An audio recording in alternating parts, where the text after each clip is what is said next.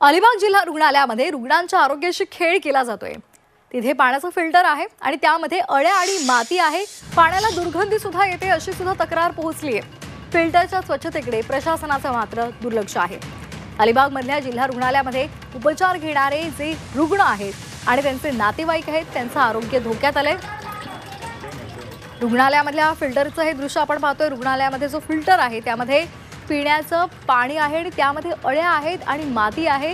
रुग्णांच्या नातेवाईकांनी ही तक्रार केली आहे। या पाण्याला विशिष्ट प्रकारचा दुर्गंध सुद्धा येतोय, वास येतोय अशी सुद्धा तक्रार आहे।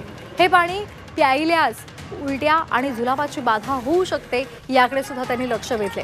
रुग्णालय हे औषधोपचार रुग्ण बरे होण्यासाठी आहे की आजार पसरवण्यासाठी असा सवाल आता नातेवाईक विचारतात। यावर तक्रारी केल्या तर कर्मचारी त्याकडे कानाडोळा करतात असंही रुग्णांचे नातेवाईक सांगतात।